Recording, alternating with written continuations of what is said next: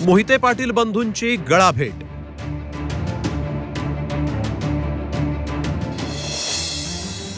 रणजित सिंह धैर्यशील मोहिते पाटलांची मिठी।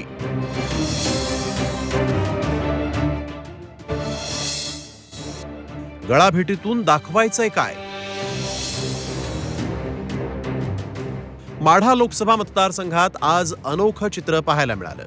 राष्ट्रवादी शरद पवार गटाचे उमेदवार धैर्यशील मोहिते पाटील आणि भाजपा आमदार रणजित सिंह मोहिते पाटील यांची गळाभेट एकच चर्चेचा विषय ठरली।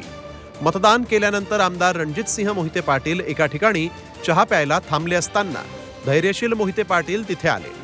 दोघांनीही घेतलेली गळाभेट चर्चेचा विषय ठरतीये। माढ्यातून रणजित सिंह नाईक निंबाळकरांना तिकीट देऊ नये अशी मागणी मोहिते पाटील कुटुंबांनी केली होती, मात्र तरीही निंबाळकरांना तिकीट देण्यात आलं। तेव्हापासून मोहिते पाटील भाजपपासून दुरावत गेले।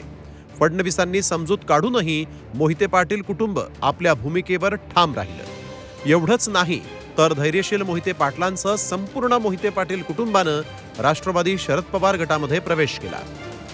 अपवाद होते भाजपचे आमदार रणजित सिंह मोहिते पाटील। भाजपचे आमदार असणारे रणजित सिंह मोहिते पाटील निंबाळकरांविरोधातल्या नाराजी नाट्यात कुठेही नव्हते। प्रचारातही ते फारसे सक्रिय दिसले नाहीत। त्यात मतदानाच्या दिवशी धैर्यशील पाटलांनी रणजित सिंह निंबाळकरांची भेट घेत त्यांचे आशीर्वाद घेतले।